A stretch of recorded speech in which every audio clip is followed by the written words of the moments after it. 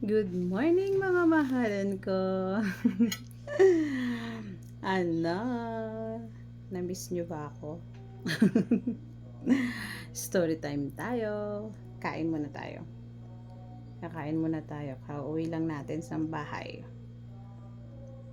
Ako ay mayroong ano tawag dito? Bicol Express. Yun ang ulam ko, Bicol Express. Kakain ako habang nagchichismax. Ay, hindi pala chismax. Story time. Ay, nako. Kain. Si ate talaga. Kung ano-anong pinopost. Dito tayo. Dito tayo magpintuhan. Pagpintuhan natin yung account ni Kuya. Ay, nakain ko yung sili. Sobrang anghang. Alam mo ate, tataka lang ako sa'yo. Bakit ngayon ka react ng react? Samantalang simula pa naman nung una. Nababasa mo yung konbo namin ni Kuya. Diba?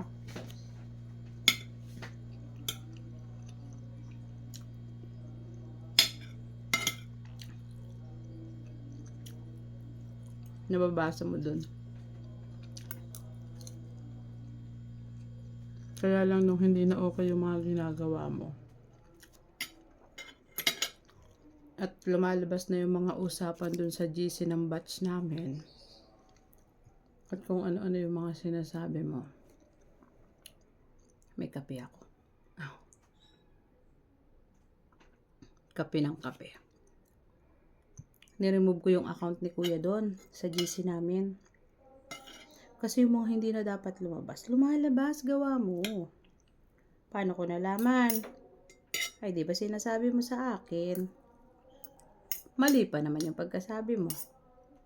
Di ba? May involve yung mga taong hindi naman dapat ma-involve.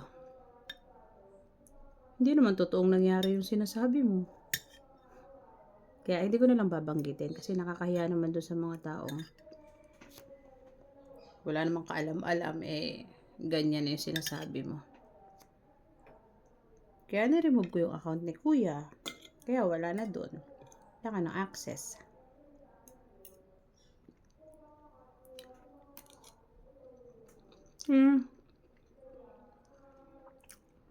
Mula nung una, nababasa mo.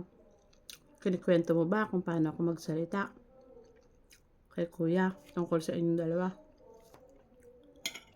Kinikwento mo rin ba dyan sa mga umpukan nyo kung ano yung mga sinasabi ko? Para naman alam nila yung mabuting side ko, wag naman puro masama na wala namang katotohanan. Sabihin mo rin yung mabuti. Huwag puro masama, kabaligtaran. Maging totoo tayo dito. Sabihin mo paano ako manalita. Sabihin mo lahat. Baka mamaya hate na pala ako ng family mo. Hindi naman nila alam lahat ng sinabi ko sa konbon sa amin ni Kuya. Nababasa mo naman yun dati, di ba? Dati.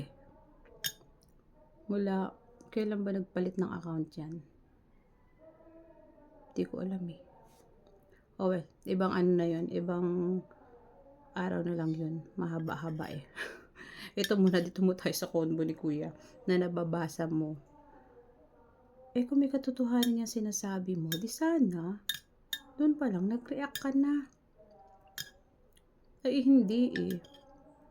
Kapag katanda ko tinanong mo pa ako dyan, kinausap mo ako kung anong pinag-uusapan namin. Sinabi ko naman. That time naman, hindi ko alam na nababasa mo. Pero wala naman akong dapat ikatakot kung nababasa mo. Kasi nga sabi ko, doon ka pa sana nag-react. Kwento mo rin sa kanila yung mga sinabi ko. Para naman alam nila. Okay?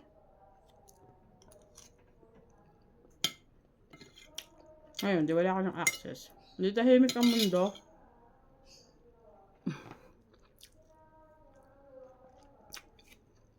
Ay, nako. Sabihin mo rin sa kanila kung paano ko sinasabihan yung isa. Napalampasin lahat ng ginawa mo. Alam mo na yun. Nabasa mo naman na. Hindi ko na kailangan isa-isahin pa dito. Tama na yun. Maging transparent ka lang. Huwag masama lagi ang sinasabi.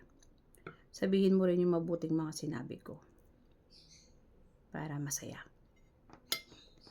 Okay? Kain tayo. Kain muna ako dito. At ako ay may favorite kong mangga. Ay, nako. Ikaw talaga.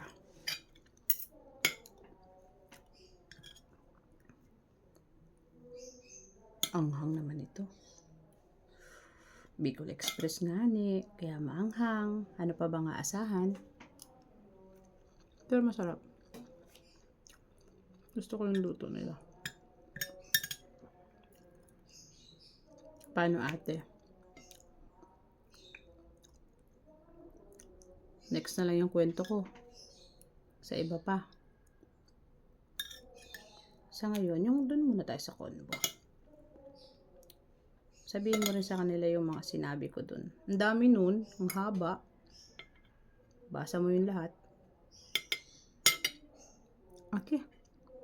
Bye-bye.